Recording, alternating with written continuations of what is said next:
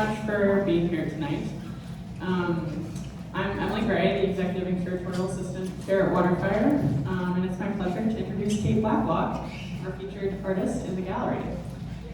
Move this up. Kate is a Providence-based artist and educator whose expansive career spans more than 35 years.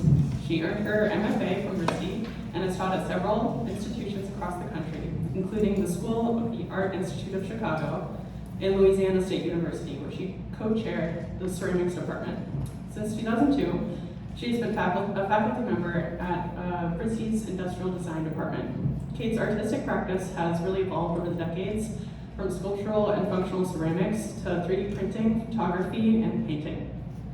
Her work has been exhibited in solo shows across the US and is included in the collections of the RISD Museum, the Mint Museum, the Fuller Museum, and the Metropolitan Museum of Art. Yes, snaps right now. Yes. The paintings that surround us tonight are part of her new series, Inside Out, a body of work that explores the boundaries between interior and exterior worlds, physical, emotional, and imagined. Using a combination of her own photography and AI to create her reference images, Kate constructs really richly layered dreamlike scenes that feel both familiar and very uncanny, otherworldly.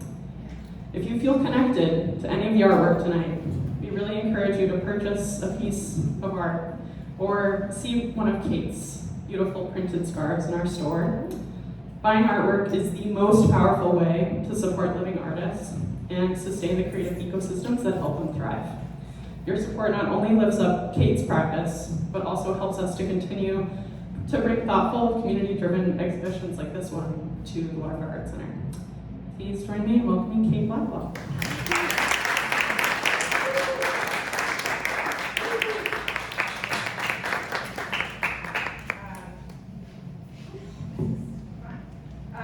Thank you, Emily. I want to first say thank you to you and to Laura for helping me put this exhibit together. It's been There you go, Kate. Yeah. all right. There you Much go. better. Oh, thanks. Yes. Thank you. Hello. Hey, look at that. I might hit it though, but it's okay.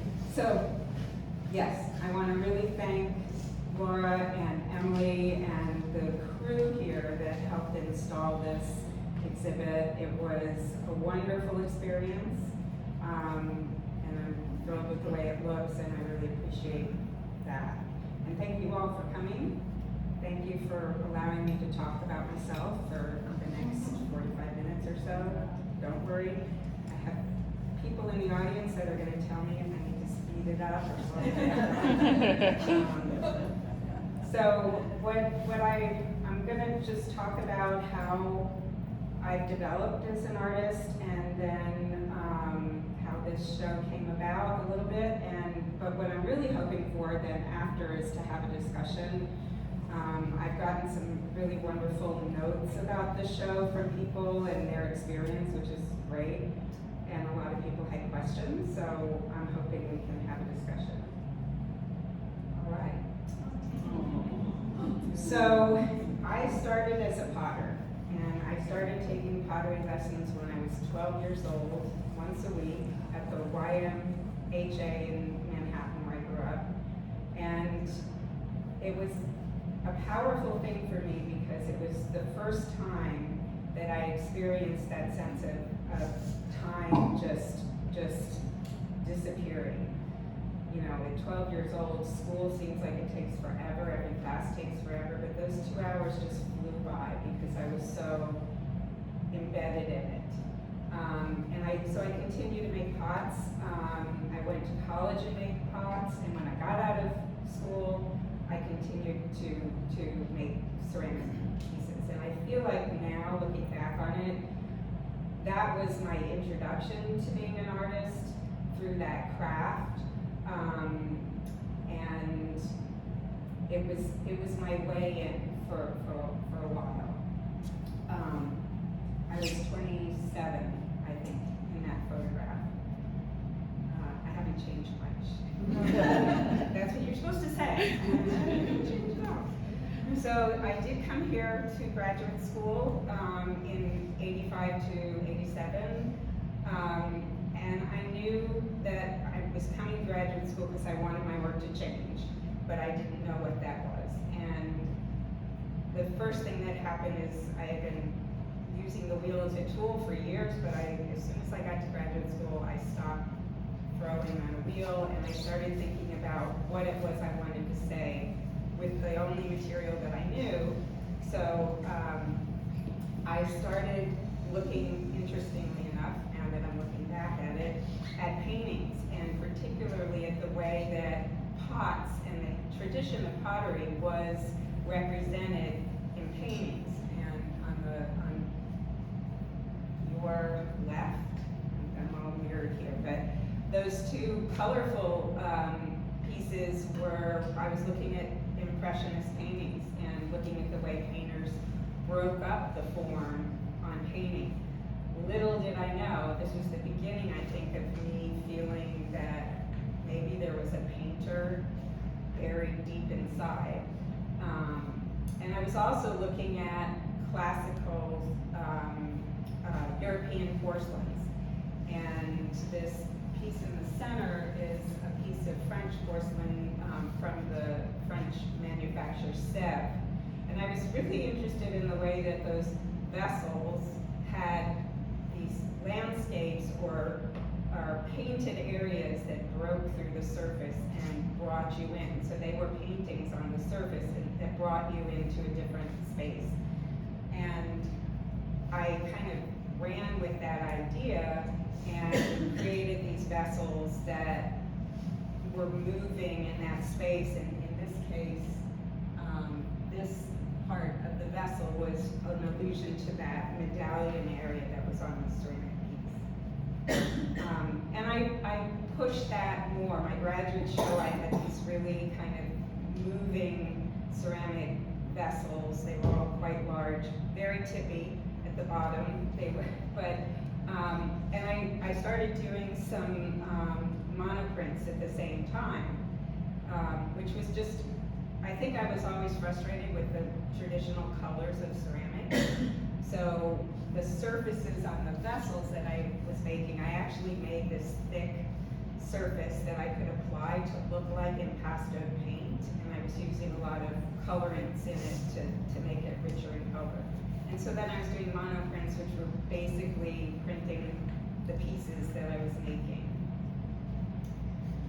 So shortly after graduate school, I really continued to this idea of thinking of the vessel as a metaphor for the female figure. There's a history of the vessel being used as a metaphor for the female, for a container. And I saw it as a way of talking about my own experience as a young woman. And I did an early presentation about these pieces, and I put this slide in on that side because that was my first use of Photoshop, which has become a very important part of my practice. But I used it back in 1991 when it was brand new to layer the references that I was thinking about for the piece on this side. And it was a tool that you know, I liked the way that I could use it to articulate things that I was thinking. So I had taken a teaching job at LSU, go Tigers, in Baton Rouge, Louisiana. I was one of 3 women in a 27-person faculty in the Deep South. And as a result of that, these pieces about objectification, and they were this was my strong feminist period, which others have referred to as the vagina pieces. It's okay, I'm fine with that. But it was kind of still thinking about the vessel form, but making these, and they were large pieces that were like very, here I am, confrontational. And again, I'm playing with the surfaces. We're very painterly, and I was doing some drawing on the surfaces as well.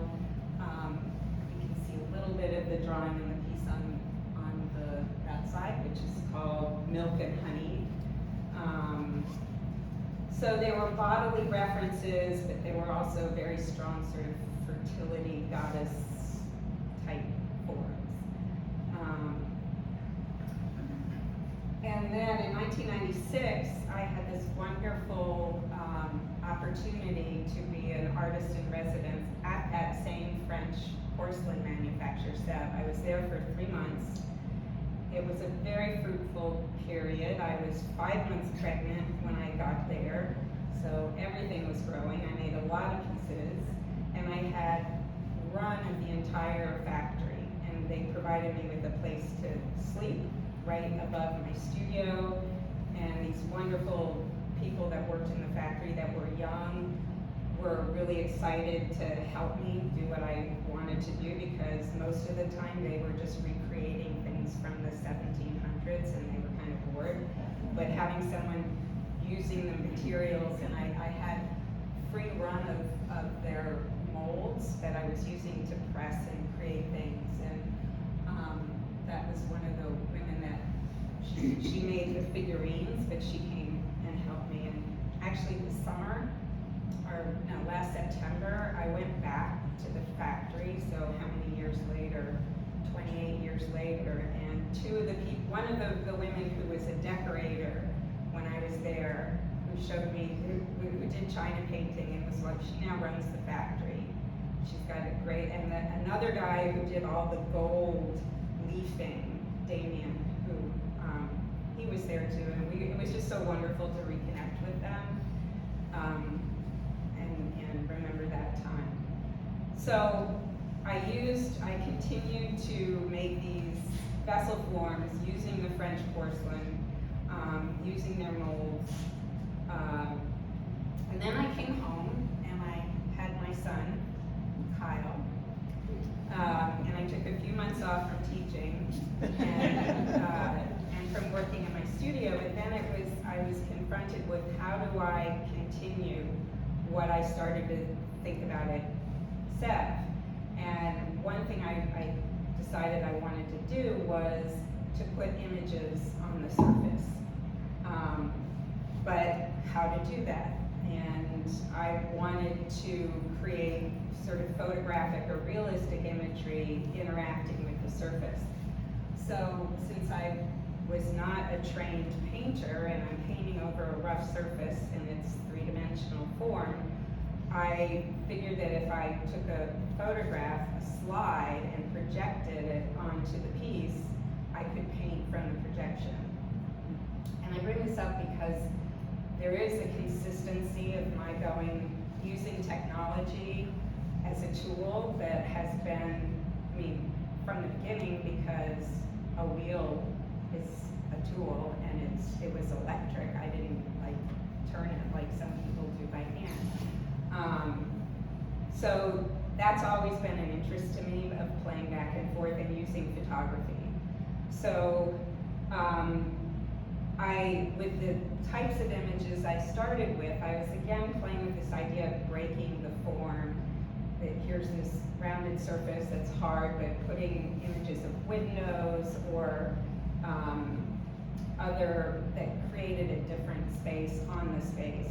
And there was also a lot of, I used molds that had decorative elements that were embedded on the surface of the piece, and they kind of had an interesting play with the imagery that was painted on the piece. And then these evolved where I started really layering images that I collected, and they were, and the pieces themselves, they're still vessels, they're still open on the inside and can hold stuff, but they're not functional in any way. But then I was really planning out how I laid the imagery and creating suggestive narratives of how the different things that were laid on the surface relate to each other, which is something that, this was 1996, and I was doing that. 1998, which is kind of what I'm still doing.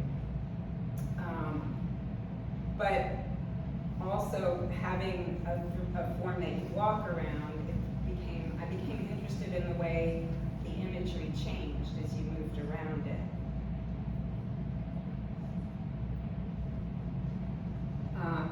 So they were all hand-built, and they were about this size, and they were porcelain.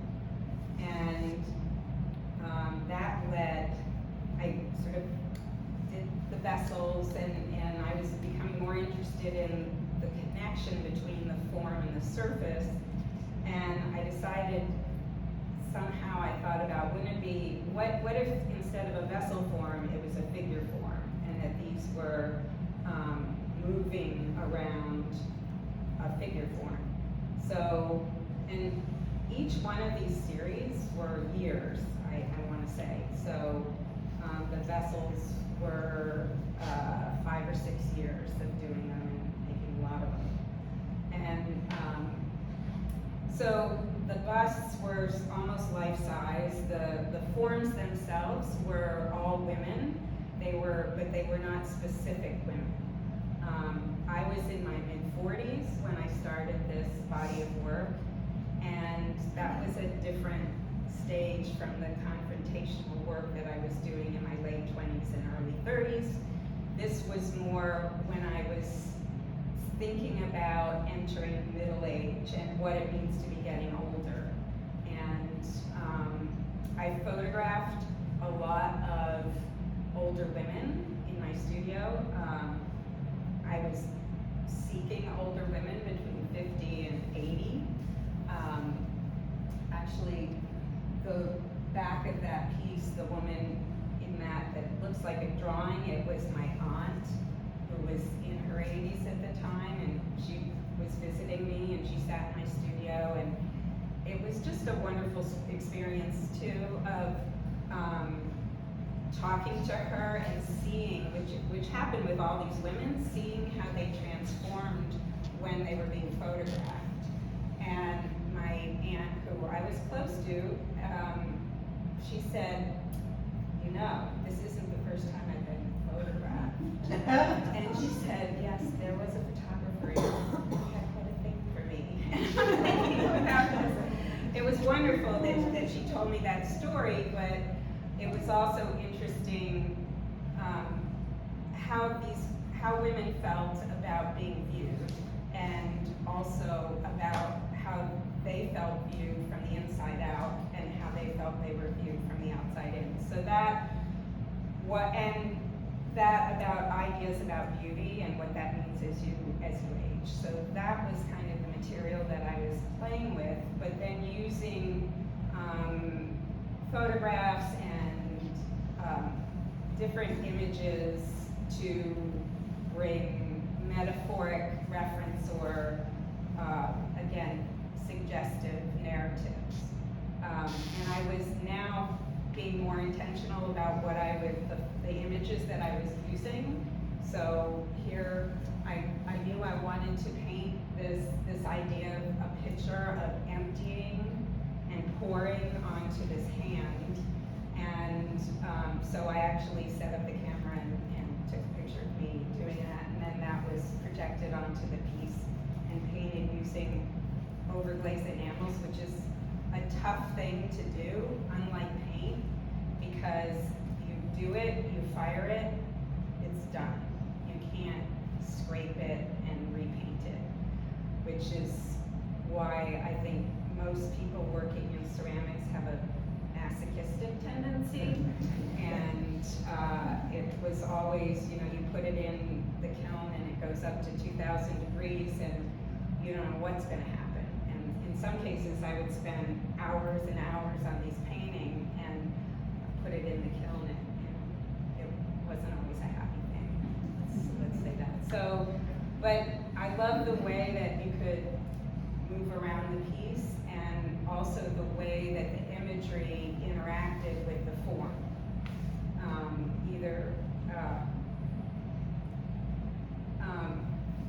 This piece, so the way that you can see the drawn figure, and at this time I was juxtaposing these images of these women with images of classic sculpture that had idealized women.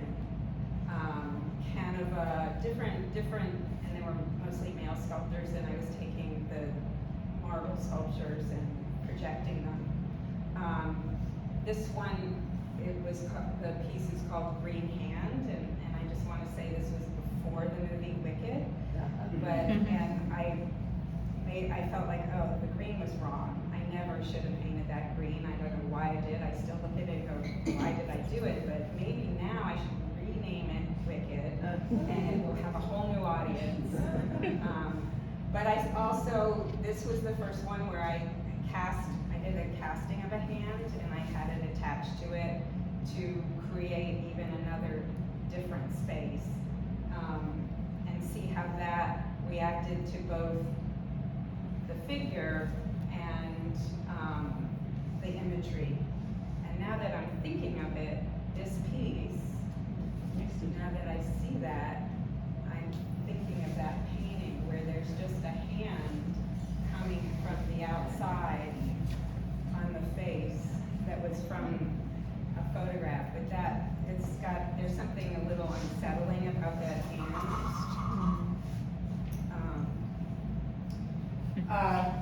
And then I was trying to play out this idea. I made a lot of these pieces, and I did a piece that was two pieces together. And the women on this, the photographs of the women were sisters actually, but then there are other things photographed, and the idea of a flower in full bloom played against this older woman. And then I wanted the piece to, as you turned around the back, the painting became one. So the decoration, which I used decoration to make a comment about beauty and decoration, but it was really fun doing this, projecting this. I got wallpaper patterns that I projected, and so that you would just come to one angle and it all came together. And then you move around and it starts to be something else. And I would draw, I was again, like I think I still am, intentional about the images. The image on the bust was from this painting by Artemisia Gentileschi, who was one of the few women painters who got some recognition. And the interesting thing about this, I just like the pose and the fact that it was a woman's idea of beauty, but the flip side of that is art historians have said that this was painted by her after she was raped, and it was more of a conversation about what had happened to her. I didn't know that at the time. But it just adds an interesting thing. And then the frustration of the fired on surfaces and the limitations of layering, because you can't really layer enamel on top of enamel, it just melts into it. So I started using oil paint on the surface, which was very freeing because I was no longer limited in the color. So this is one of the later pieces in this whole series that was painted with oil on top, but still the same way of using images and projecting them and then painting. So simultaneously to doing the ceramic pieces, starting in 2007, I saw an exhibition at the Smithsonian Museum in Washington of photographs or scans by this photographer, Robert Creamer. And they were giant photographs of flowers, which I had been using and painting on the ceramic pieces. And I just thought, okay, I could do that. So I came home and I started scanning flowers. And to this day, I'm still scanning flowers, but I started with single flowers and manipulating them in Photoshop, because Photoshop, and then playing with the color, playing with, you know, how they're orient, like triptychs and all sorts of things. And I'm a gardener, so I also was always looking at things in my garden and thinking, you know, there was a period when I was only scanning dead things because I thought they were way more interesting. And this was an early scan of a dead poppy, or a poppy past, that reminded me of in its figurative nature, but this one is called the Trek because it reminded me of the can-can dancers in Toulouse-Lautrec's painting. And there were a few of these that I really went with that sort of dancer quality that I was finding in flowers. This was just playing with reversing color, but those are actually like bug lines, ant lines on a leaf in my garden that I saw was really kind of interesting. And then I started putting other things with the flowers, and this was an early scan where I had this Japanese robe, and I realized that flowers in my gardens were the robe was stylized versions of the anemones that were growing, so I did that. And then I was scanning a lot and continue. I started to say, well, I don't want to just put flowers on the scanner. What happens if I move them while they're scanning? Whoa, pretty cool effects. And in fact, and this was accidental that I found some of this and just moving them and seeing how they distorted. And in this case, you know, I moved the flower while it was scanning and then stopped it while it was scanning. And wait, that looks like reflection. That looks like water. It's now creating this landscape. Landscape. I'm gonna make landscapes. So what I did was I looked specifically, I did a series of landscapes that were based on Chinese scroll paintings. And that idea, again, it's sort of a cinematographic thing of moving through something and reading it from one side to the other. And I was also looking at scholars' rocks as a form that is like a landscape, and it's something to study and to go into and move around it. But first I did a series, it was a series of 5 very long panels that were based on these Chinese scrolls. And each panel, it started, well, let me go back. The thing that was interesting to me about this scroll on the top, it was an unusual scroll in that it's a close-up. You're down in the weeds of the landscape. It's not a vast landscape. But it gave me an idea to do these 5 panels, partly because I was about to have a show at the Newport Art Museum, and the walls were tremendous. And I wanted to do something that would take up a big portion of the wall that could be one piece. So I did this series of 5 panels, started reading from left to right, starting down in the weeds, and then this idea that you would get further and further as you're looking across. Each one of these was a layer of a single scan put together. So in some cases, they were 40 or 50 scans that created one piece. And I was scanning everything, bugs, dragonflies, and then people that knew I was doing this were sending me things, which was really cool. I was getting all this stuff to scan and literally just putting the dead creature on my scanner.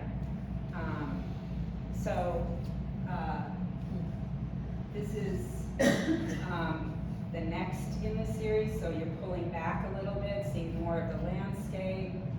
I even had that, someone gave me the blue jay that they had found on their property, and I scanned that.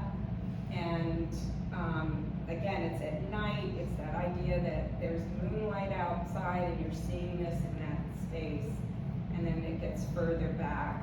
And then, and the water, I'll give you a little trade secret, the water, that was scanning my hands doing that. The moon. Does anybody have any idea what the moon is?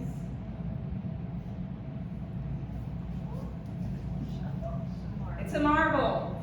It's a marble, yes. It's a marble, and the mountains were dried hosta leaves that I had in the garden that were kind of crumpled, and I scanned them, or I moved them while they were scanning, and they just became these rock formations. And then that's the farthest away view of seeing like this island with the tulip, and then the stuff in the distance, and a beautiful butterfly on the left. The thing about this scanner too is that the resolution that you get of things that are there is so wonderful and crisp. And then I also, the Scholars Rocks were using the same material, but to create these forms that were more sculptural. So again, these are made up of just plant material, but layers and layers of individual scans then built into that form. And I think for me, I went back and forth between the ceramic pieces and the scanning, because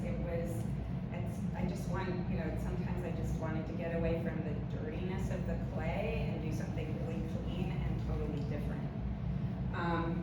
But I'm continuing to do the scanning, and this piece is from 2018, and I went back because I've started to use AI in Photoshop, and this piece was going back to that and bringing the use of AI into it to create this space around it.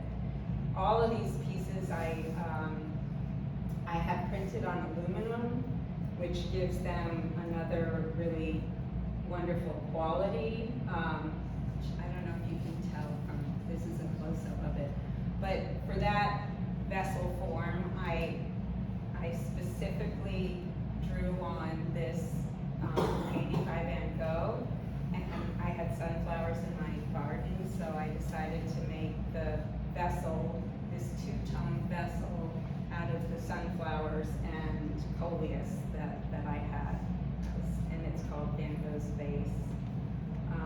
And then again, these are two with a lot of time in between them. This is a very recent one where I'm using AI to create a deeper space around the sculpture for a base.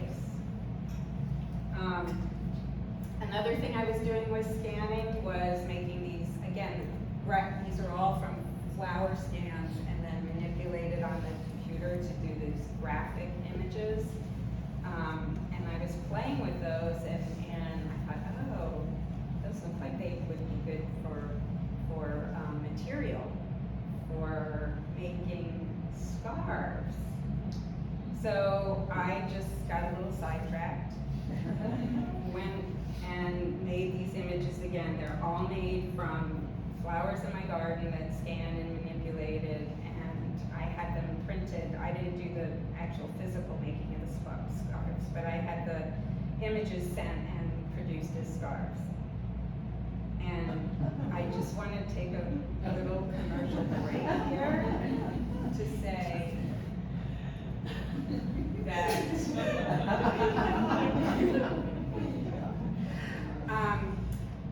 so I only have a few of the scarves left. I did these for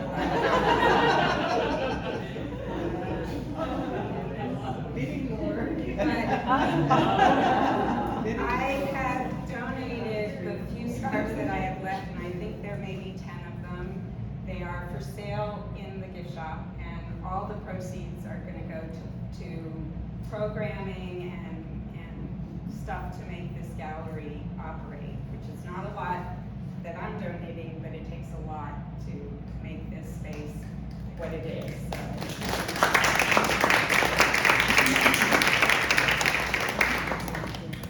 And maybe once they're all gone, it'll make me want to make more scarves.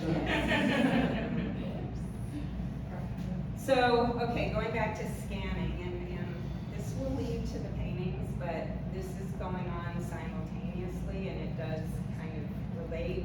again, I just started using it and scanning all sorts of things and really playing with creating more space on the scanner so that I was hanging things above the scanner and I was putting light bouncing on the things to create these other things. And then I started to think about a still life and putting objects together and creating an artificial space that wasn't there. And I was looking at a lot of Spanish still lifes where you'd have a strong still life in the paintings in the front and a landscape behind it. In this case, I was taking photos that I had, printed them out big, and put that above the scanner so it looks like this is on a ledge with an ocean and rocks behind it. And I was also being intentional with the objects that I was using, that they had some meaning. One of my favorite still life painters and the whole genre of the Dutch Vanitas paintings. This is a painting by Willem Gleijs Heda from the early maybe 1640, but he lived between 1594 and 1680. But all of those paintings, as you probably know, were a lot of them, the things that were used in them were commentary, political commentary often against the church, but they were symbolic things that were saying things without saying them. And that's interests me. So I used, and here, I was building these were not individual scans, I was building the still life on top of the scanner. So in this case, this orange, which I carefully peeled because I was playing off of the orange peels that were used on a lot of the Dutch paintings, that was sitting right on the scanner, and everything else was hot glued together, and when you're doing it, you're sort of doing it upside down. And then in putting this together, I thought, wow, I put that crane in there, which is really odd to have this animal that you're not expecting in there. Oh, I'm still doing that, or that's happened again. And in this case, I remember this one's called Parting, and my son, my inspiration, was just starting high school, I think, and I was already thinking about him going out in the world. So the position of the mayor with the cult, and these were also his childhood toys, which were really fun to play with. I had a show of this work in New Orleans at Arthur Roger Gallery in, I think this was, I can't remember when it was, 2013, it says so. And some very nice font there. So, for instance, the red piece, which was some of this was just my playing with things and thinking intentionally. So in the glass, the cards, it's a queen and a jack. The dice say 13, add up to 13, which is the date. There's a photograph in the red one that's in the back of a Dutch painting that was called Games, I think, and it had a chessboard. So I used that in the photograph and actually printed out this green and white pattern checkerboard that was related to that. And anyway, so it's a still life with things that you could hopefully wonder, why are they there? So, okay, because I couldn't stay focused on just one thing, and I don't remember how this happened, but I decided, I just got this idea about photographing, and this time real photographs with the camera, glass, piled up in a way I created these piles on top of old light boxes with water and food coloring, and I think I just wanted to saturate myself in color and then go in with the camera and find interesting compositions. So I did this series of glass photographs. They were printed mostly on aluminum, so they had a shimmer to them. And what I realized is the qualities within those photographs that I liked was a very painterly quality of the photographs. And then I thought, why don't I just paint them? So that led to this series of glass paintings, which were very large, and some of them, and taken from those photographs, and gridded out and painted. And this was also getting ready for the show at the Newport Art Museum, where there were very big walls. So, and the idea of blowing up those, you know, small looks at things was really interesting. And that the one here was 5 feet by 6 feet. It was, and it was on, they're all on panels. They were pretty heavy. Just moving that up and down in my studio so I could paint the different parts. It took months. It took some months. So that show was in 2017, I think, and I still painted some more glass paintings a little bit after that. And then the next series of paintings were called the shark paintings, and this happened, these paintings were done right in the middle of COVID.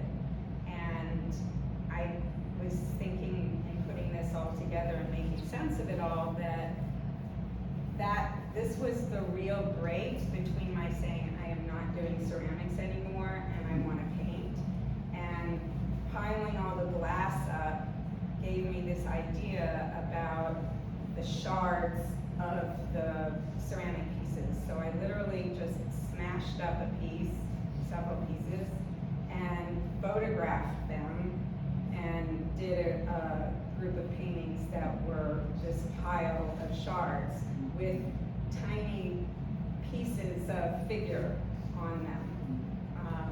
And you can see that on the left, that's the arm of the bust that was of the Gentileschi painting. And there was something very satisfying about breaking up some of those busts, I have to say. This was sort of a one-off. I did these, they were, again, working from a photograph. I think they were important for me. I'm not sure, I didn't know where they would go. It seems like I did it was during COVID, I was inside, and that's what I did. Going back to scanning, because I was now painting, I had paint scraps from my palette, and I thought, those are kind of interesting. What if I scanned those and created Scholar's Rocks again with the paint chips? And I didn't have a lot of paint then, so I was getting paint scrapings from some painter friends of mine. But these were also printed on the aluminum, and there was just this wonderful depth quality of the paint on the aluminum. So this is my studio now, and I no longer have to borrow paint chips, paint scrapings. I have a lot, and I'm saving them because I am thinking that I might want to go back to that series of scanning those things. And now what interests me is that those chips, those scrapings, palette scrapings, are each part of one of these paintings. And there's something to take that and upcycle it to something different is intriguing to me. Plus, when you break them apart, just the combinations of colors and is really exciting. So, and the Scholars Rocks are my way of going back to sculpture, but they're not, you know, they're two-dimensional, but they look that way. So after I destroyed the ceramic pieces and committed myself to painting, I started this series called the Shelter Me series, although that was the initial, now it's kind of moved away. But during the pandemic, my son moved home. Kyle moved home for the first 6 months. He had just left college and was in his first time living in New York by himself, but came back 6 months or 4 months later, and we were sheltering together, which was wonderful and crazy. But having him back in the house started, and thinking about him as this grown person and his place in the house and his place where it was as a kid, and now dealing again in a personal way with this new stage, which is 20 years later than the 40-year-old who was looking at aging, but now thinking of my identity as a mother and where I was in my life with that being sort of past, and the ghosts that remain, and also trying to figure out what my role is, you know, if it's not that. So these all started with photographs. Initially, I just photographed different places in my house and either posed myself and set up a camera with a timer, or posed other people. And then I used also old photographs and worked them out, usually always on the computer, made collages of the photographs, and then sometimes I'd go back into a room where the painting was set, and then take another photograph of myself, so I'd get a sense of the scale of the person. I liked this idea that a painting draws you into this space, and that the painter commands that space, and that space is confined. Unlike sculpture, where you become more aware of the space around, with painting, for me, my experience with painting is it draws me in, and that's the world that I'm in, and that really interests me. So I was setting up these kind of scenarios where you're trying to figure out, well, what's really going on? Why is this person sitting looking at a bed, and there's a dog there, and then this, like outside, there's something looming outside. And then there's a reflection of another person in the mirror. What's that about? And more importantly, I mean, I thought a lot about this idea of just a shirt on a hanger. Why is that there? Why is that important to be part of this, excuse me? And then the mirror and the reflection that you can't, of other people that you can't see. So I'm gonna just, before I talk about this, I'm gonna just talk about themes. There are a few themes that have been there from the start and that I keep going back to, and it's interesting to me, maybe only to me, but that there are these threads. So the vessel, which we've talked a lot about, and I still go back to using that now in the paintings, in certain, just the idea of a container or a watering can smack dab in the middle of the painting. That's an intentional thought. Well, it was the shape, but it was also this idea of this thing that holds water and what that can mean. But the vessel, I did another sidetrack was when was this? In 2011, I got really interested in Adobe Illustrator and what I could do with Illustrator. So I was like learning Illustrator and making these vessel forms on Illustrator. And then because I was scanning, I thought, okay, I made these scans of these vessels, which I used the templates of the Illustrator forms. And can anybody see what this is made of, the scans? What?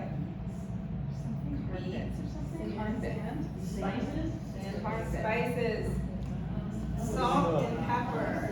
Spices. Yes, I literally laid them out on the template, and it was a proposed idea for a restaurant to have these as giant scans of these.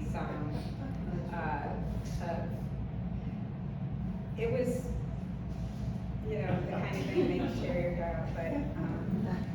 but those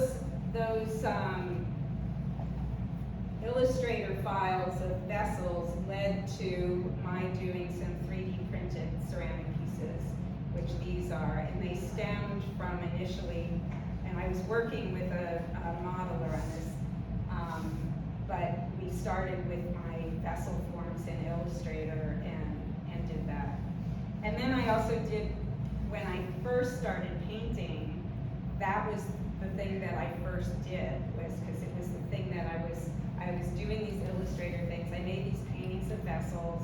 I actually printed out some of those Illustrator files and transferred them as layers onto the paint.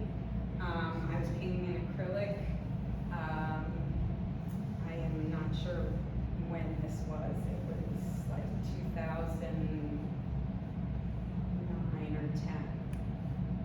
And then now I'm still using the vessel, but I'm making these flower vessels that are scans, and that's one from 2020, and then this is that same one which I've now taken in and used AI to create the space, but it's the vessel form made out of flowers.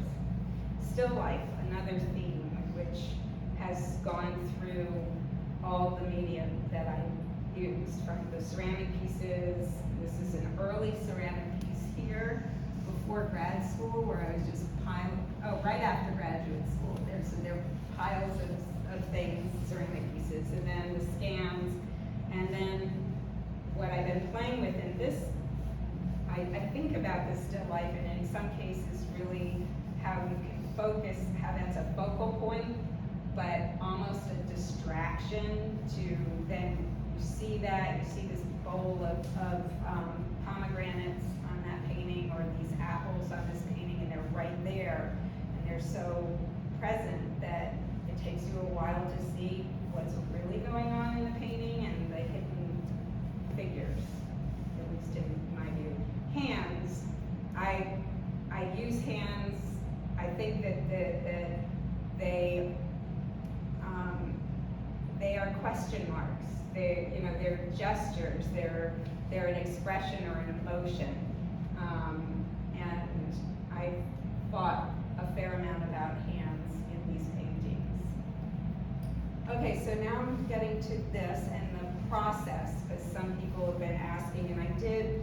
The wall on the back there talks a little bit about process, but I thought I would just walk through a couple of these paintings, and then I'm done. We can ask questions. So I'm going to go through the process of this painting here, which is right on the door. So this actually started, and it was the only one of these paintings that was not from a space that I photographed myself, but a very dear friend of mine who lives in Montana in a log house. She took this picture and she said, "This is reminding me of your paintings." So she sent me this picture. It's her dog from her point of view. And I was like, okay, what can I do with that? So the first thing I did was I needed to put figures in there.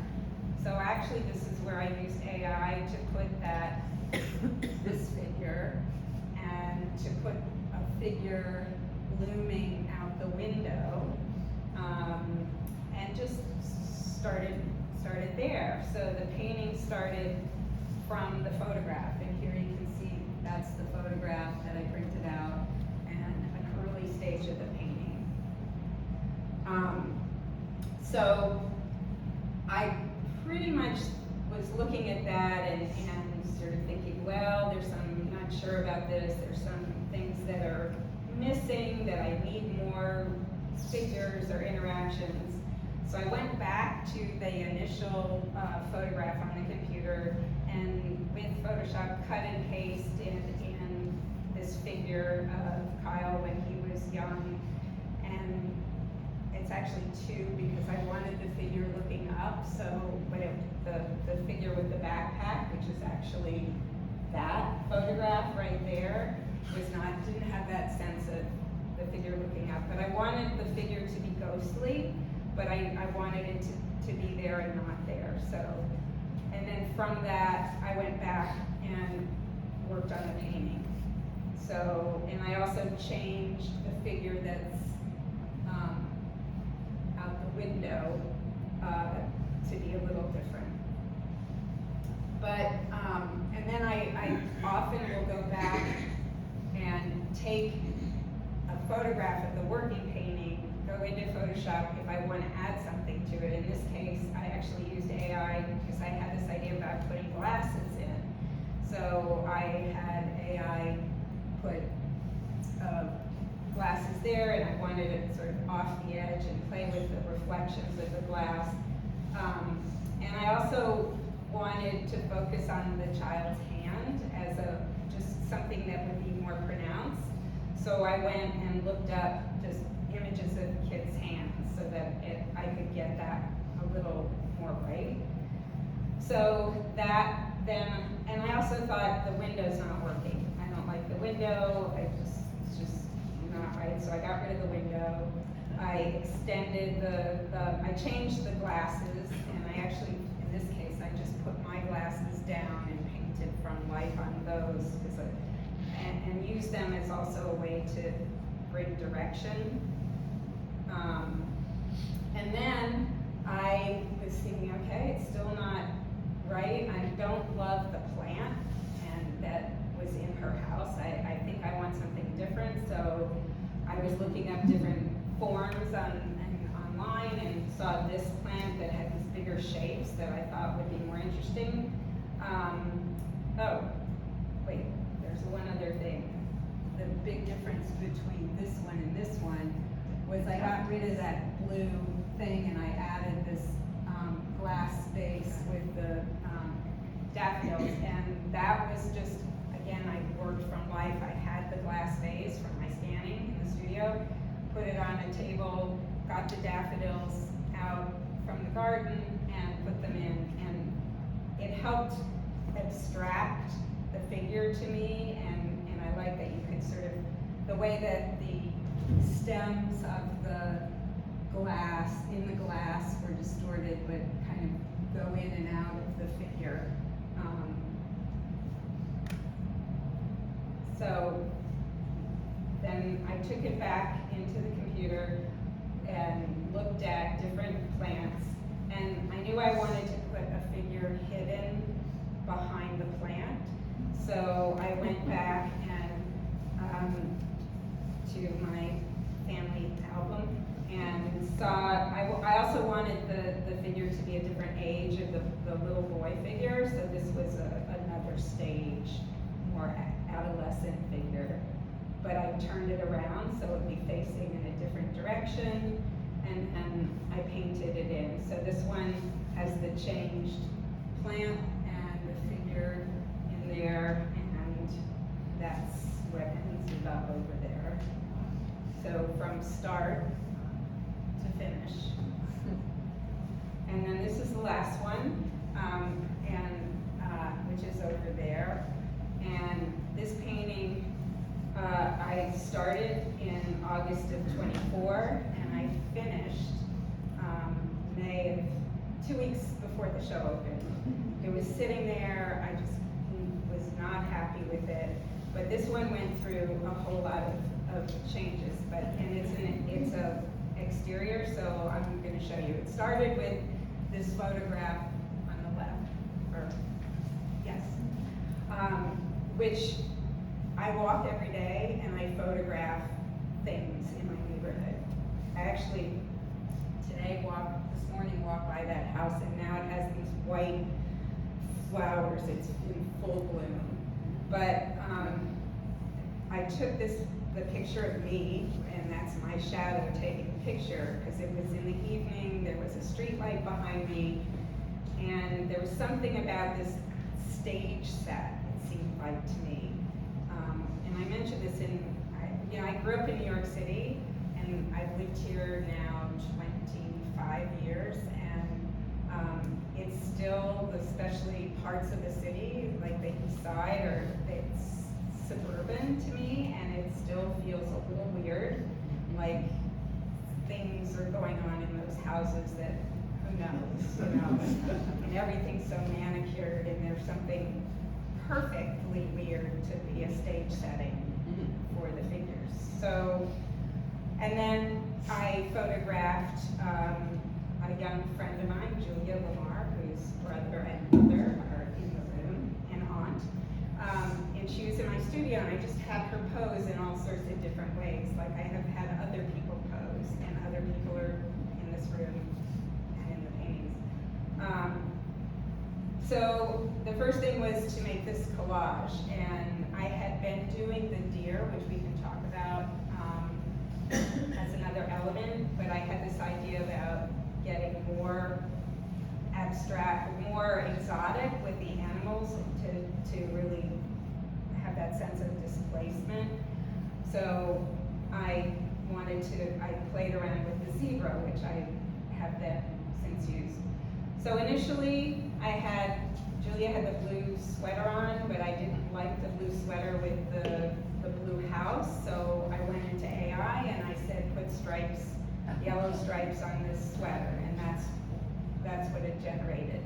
And I put a zebra in the way back over here. And I was never quite sure about this, but I did like the shadow, and I also had it put a young girl going into the bushes, because there was some sense of maybe that was, what's this relationship? Is this her younger? Is this mother-daughter? What's going on? So often the way that I started painting, not always, is to do a total abstract painting with the leftover paint on my palette from one painting, and then have that as an underpainting. That's just this abstracting of colors, because in doing that, I really enjoyed having some of that come through on the new painting and the spontaneity of that. So that was the painting that was the abstract painting. This is like day one of putting in the painting from the drawing. Then, let's see, I moved things around. I worked on this a lot. I decided after putting the stripes on, and probably overdoing the stripes, when I look at it now, I think the left was better, the right is way overdone, and I just thought, okay, I gotta get rid of that figure, it's just not working. It could work some other time, some other way, and then I put the pink Adirondack chair in. So I took out the figure, and I strengthened the shadow. I even went back to the location and tried to take more pictures of just shadow, but I wanted the shadow to be another figure that wasn't there. And so then it sat there up until 2 weeks before and I wasn't sure what to do with it. But I had done some other photo collages where I was using flamingos as another exotic animal out of place in this landscape. So I took the photograph of the painting back on the computer, and I had AI put in a flamingo, and then I painted it, and I said, done. That's it.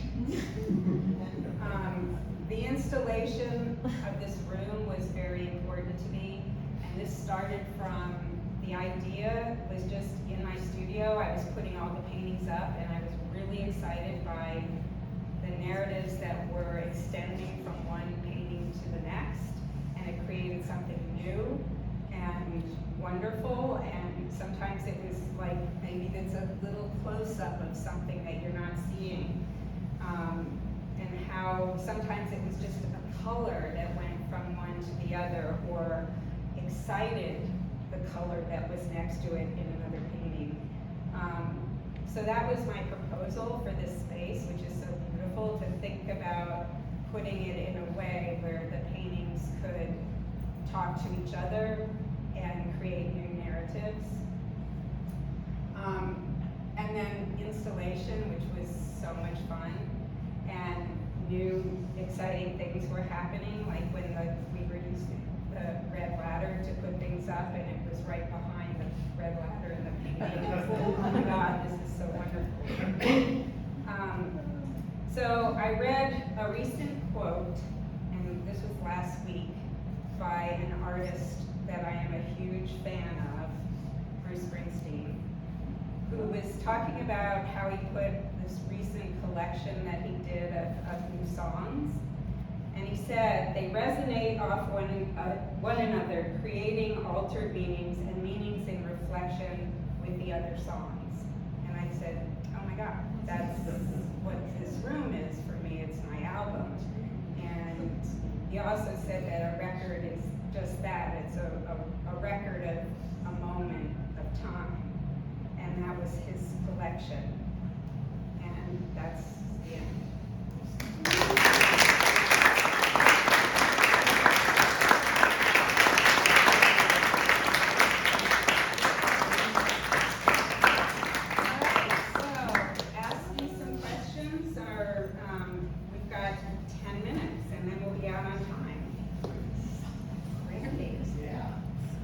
There's been a lot of discussion lately about artists and their use of artificial intelligence.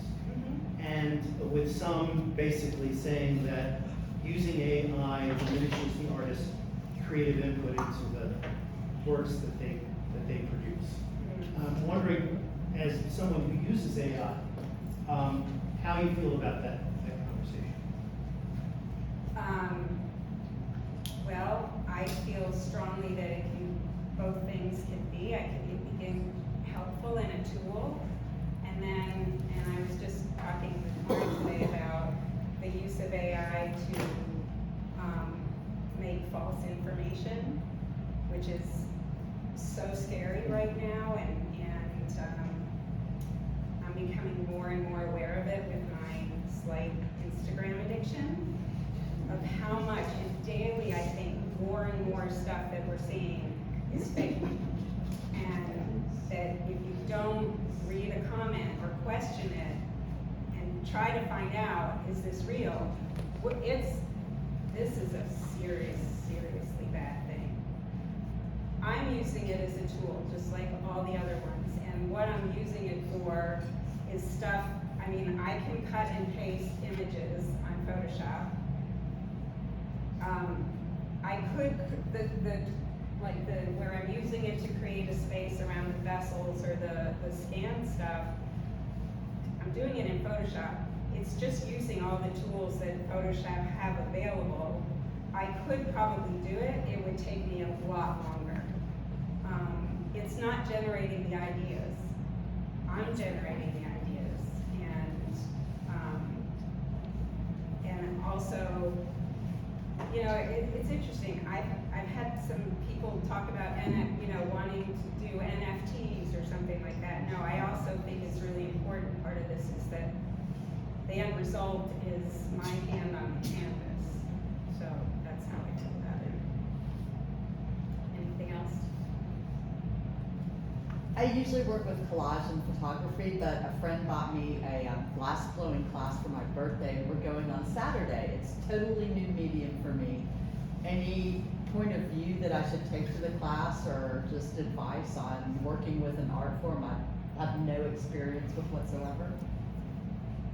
You have the ideas. If you've been working in any material and thinking about it, you're going to bring that to your glass blowing. I mean, the biggest thing is going to be just the technical, and it's hard. I know there are a few glass blowers in the audience, and it's really hard, and just mastering the craft of it. But then what you do with it, that's the hard part. But that's in you from thinking about making, I think. I want to read something. Does anybody else have any questions or comments? I'm wondering about, like, in your evolutions, have you faced any resistance to those evolutions from different people? I mean, like, 'cause I feel like in the art world, it's like, you know, you've got these labels on it, and you are kind of stuck with them a lot of the time. So and it's very hard to like break out and make a name for yourself in different mediums. So I'm curious, like, what that. Yeah, totally sucks. Yeah. You know, and the art market, I mean, that's a whole conversation in itself, but yeah, am I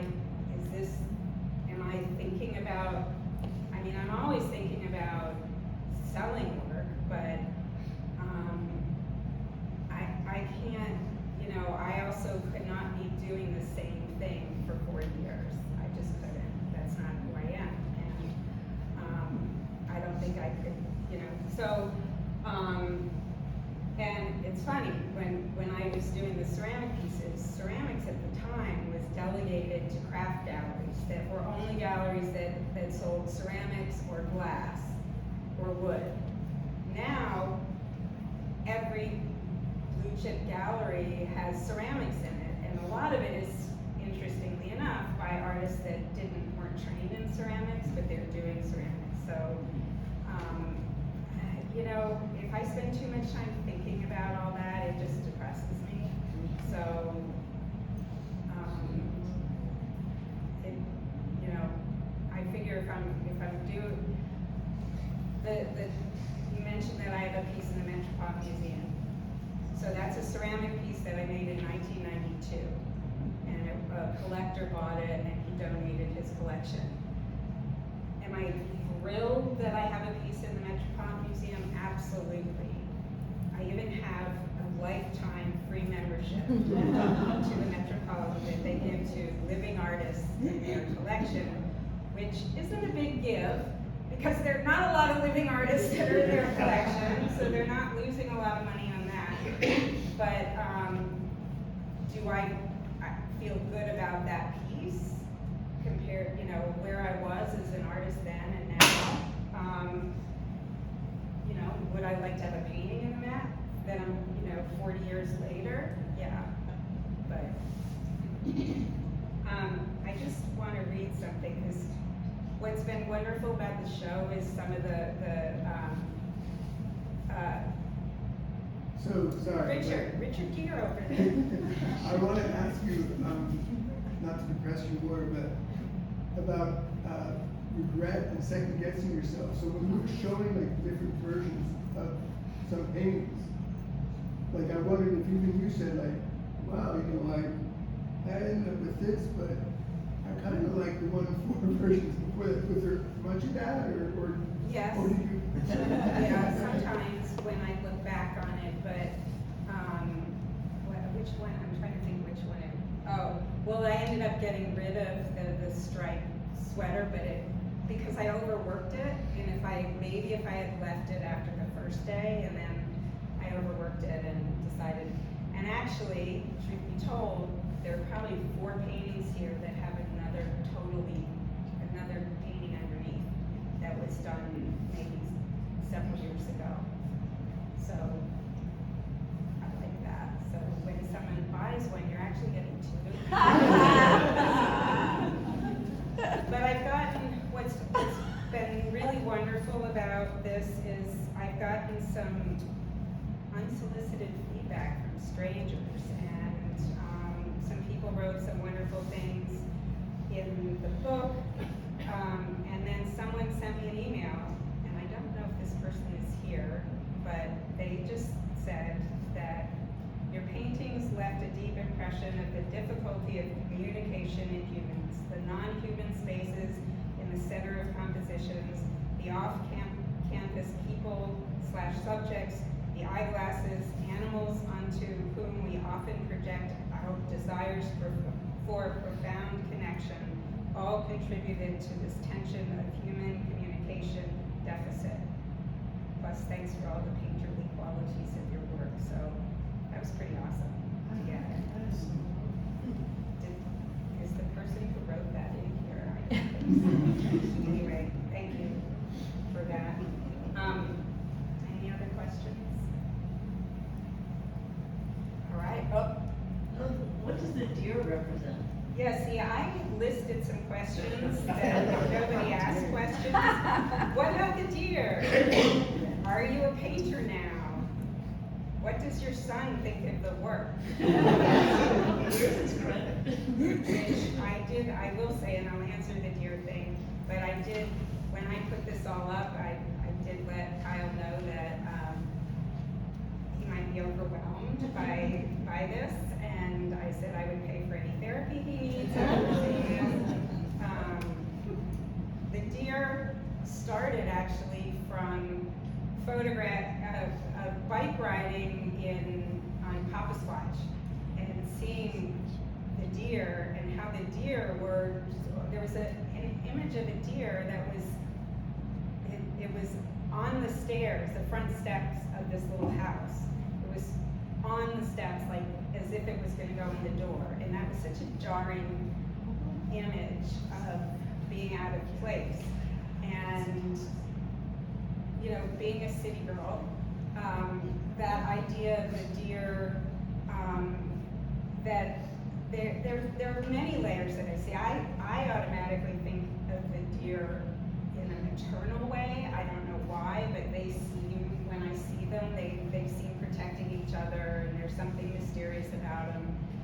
This painting actually came about from a photograph I saw on Instagram of a woman playing the cello out somewhere in the West, like, and it was a picture of her playing the cello, and behind her was this herd of elk, and that was just such a wonderful juxtaposition. And that painting initially had a woman playing the cello, but that wasn't working. And then I had, but the landscape itself is in my neighborhood. That house exists, the tree exists, and at night, the tree was lit in this dramatic way. And then I put the boy and the shadow of the boy, and then was playing with the shape of the shadow with the violin, and we kind of went from there. But that's what the deer mean.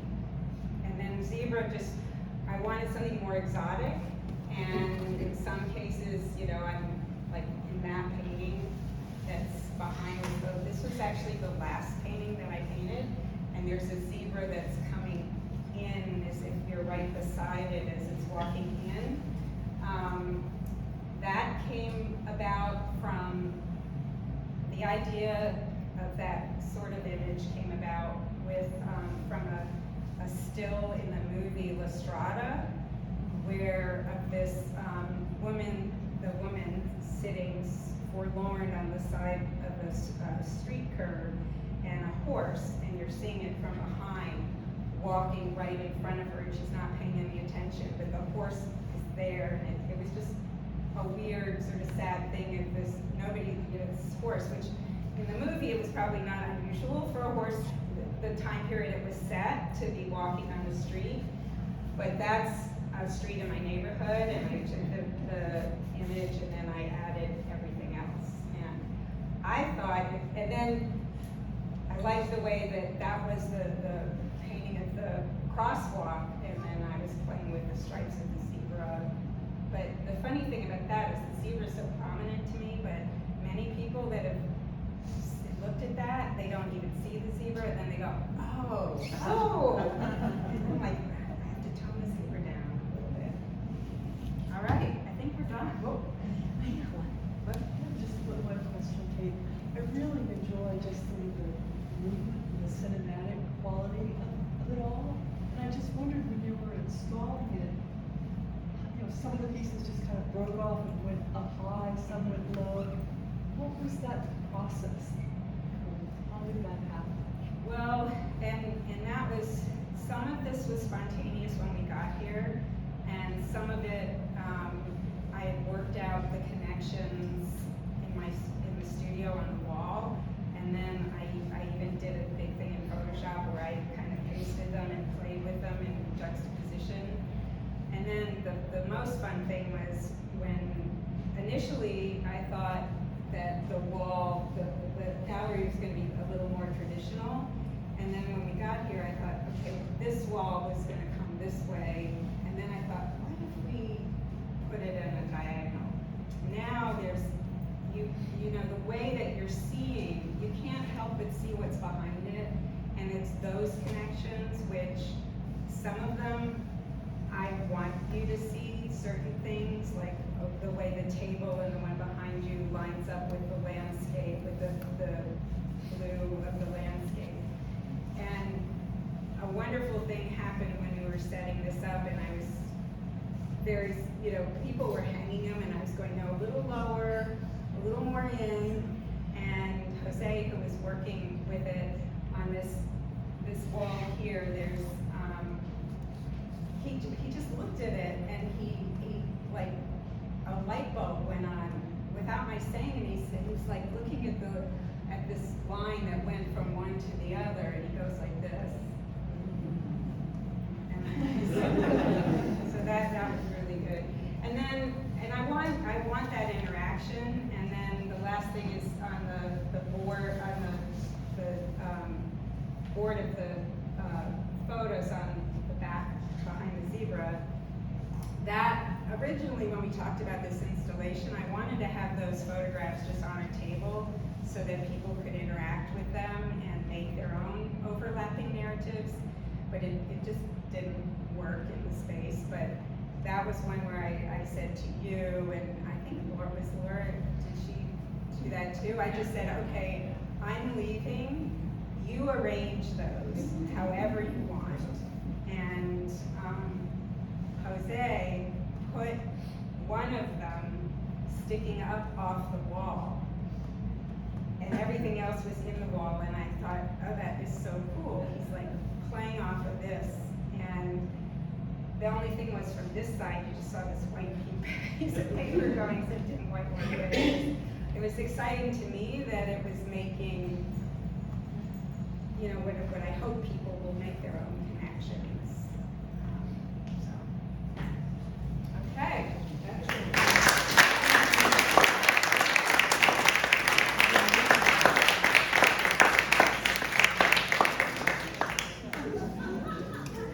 There's a price list over here.